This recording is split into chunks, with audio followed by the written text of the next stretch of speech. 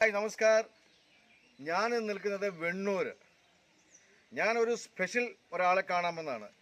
ജയ് India, ജയ് ജവാൻ, ജയ് കിസാൻ. ആ വ്യക്തി നമുക്ക് കാണാം. വാ. ഹലോ മേജർ, നമസ്കാരം. മേജർ ആർമിയിൽ 22 വർഷങ്ങൾ സേവനം ചെയ്തതിന് ശേഷം വന്നു അല്ലേ? അതിനുശേഷം എന്ത് ചെയ്തു മേജറെ? ഞാൻ മെർച്ചന്റ് നേവിയിലായിരുന്നു ബാക്കി 11 കൊല്ലം. അതിനുശേഷം കൃഷിയിലേക്ക് ഇറങ്ങി. അപ്പോൾ 22 വർഷം ആർമിയിൽ, മർച്ചന്റ് നേവിയിൽ 11 വർഷം. അപ്പോൾ ജയ് ജവാൻ ആയിരുന്നു അദ്ദേഹം. ഇപ്പോൾ ജയ് കിസാൻ ആയിരിക്കുകയാണ്. എല്ലാ കൃഷിക്കാർക്കും ഒരു മാതൃകയായിട്ട് ഇദ്ദേഹം വളരെ രീതിയിൽ നല്ല നല്ല കൃഷികൾ നടത്തുന്നു. അത് നമുക്കൊന്ന് കാണാം. വാ.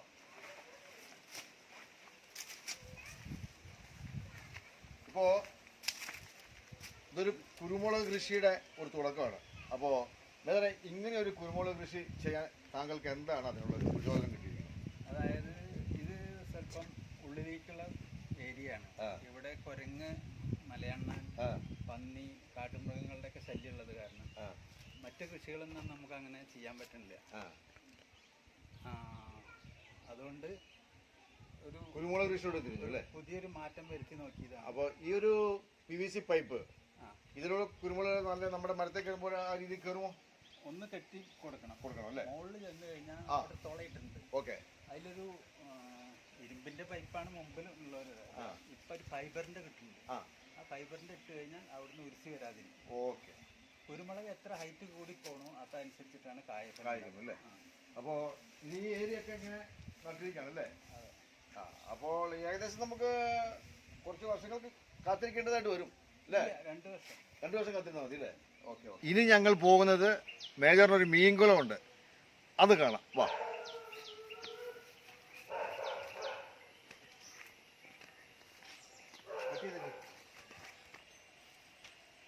മേജറെ, ഇതാണല്ലോ മീൻകുളം അല്ലേ? അപ്പോൾ മീൻകുളം ഇതിൽ കാണുന്നതാണ് മീൻകുളം. ഇത് കണ്ടില്ലേ, മീൻ ഇഷ്ടം പോലെ ഇവിടെ നിൽക്കുന്നു. വന്ന് ആളെ കണ്ടപ്പോൾ വന്ന് നിൽക്കുന്നുണ്ട്. ഇത് വലയിട്ട് പിടിക്കുമ്പോഴാണ് നമുക്ക് കുറച്ചും കൂടെ, ഇതിപ്പോൾ തീറ്റ കിട്ടുമെന്നും പറഞ്ഞ ആണ് നിൽക്കുന്നത് ഇവിടെ. അപ്പോൾ ഇതിൽ സിലോപ്പി, പിന്നെ കാർപ്പനത്തിൽപ്പെട്ട 2 സൈസ് ഉണ്ട്.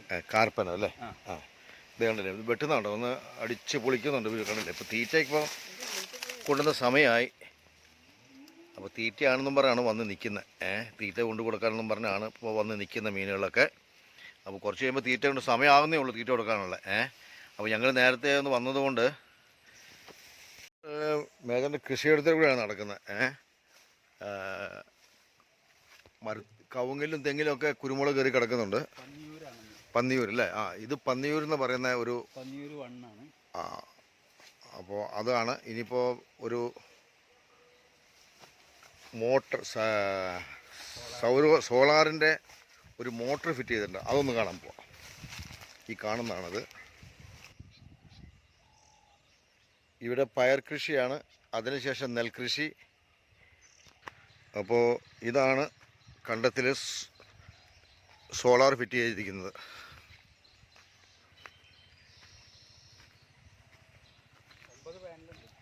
ആ 9 പാനലാണ് അദ്ദേഹം ഇവിടെ ഫിറ്റ് ചെയ്തിരിക്കുന്നത്.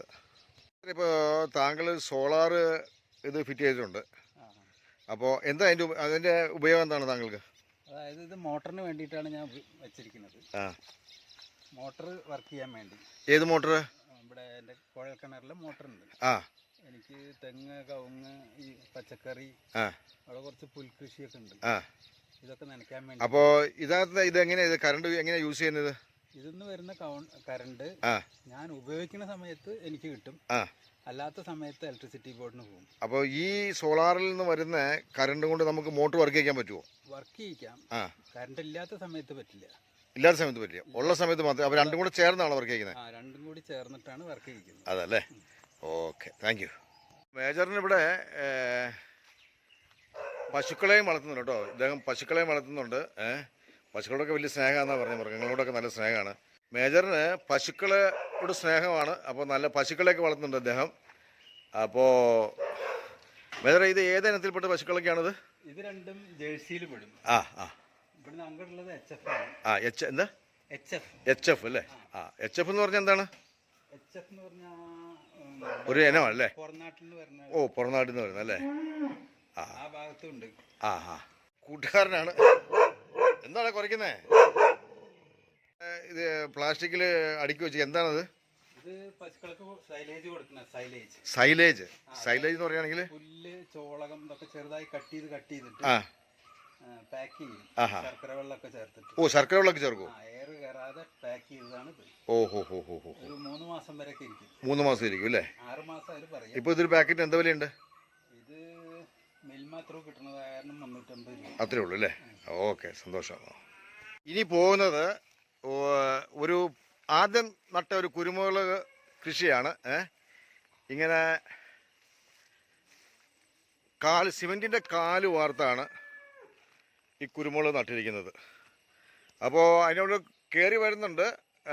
മേജറേ, ഇത് എത്ര വർഷമായിട്ട് ചെയ്തിട്ടത്? ഇതും ഒരു 6 മാസമായിട്ടുള്ളൂ. 6 മാസമായിട്ടുള്ളൂ അല്ലേ?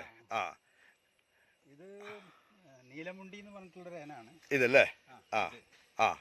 അത് മറ്റേ തെക്കൻ അല്ലേ? തെക്കൻ എന്ന് പറഞ്ഞിട്ടുള്ളൊരു ഏനാണ്. പലതരം ഐറ്റംസ് ആണ് അല്ലേ? 2 സൈസ് ഐറ്റമാണ്. അപ്പോൾ ഇവിടെ ഇങ്ങനെ ഒത്തിരി കാലുകൾ വാർത്തിട്ടിട്ടുണ്ട്. അപ്പോൾ ഇതിനൊക്കെ അതായത് നല്ല വലിയ കാലാണ്. അപ്പോൾ ഇതിനൊക്കെ താങ്കൾക്ക് എത്ര രൂപ ചെലവ് വന്നു? ഇതെനിക്ക് മൊത്തം ഇത്രയും എണ്ണത്തിന് ഒരു 55,000 രൂപ കറക്റ്റ്. 55,000 രൂപ ചെലവ് വന്നു അല്ലേ? വെച്ചതടക്കം. അപ്പോൾ ഇതിനകത്തൊരു ഏണിയൊക്കെ വെച്ച് കയറി സുഖമായിട്ട് ഒന്ന് പറിക്കാം.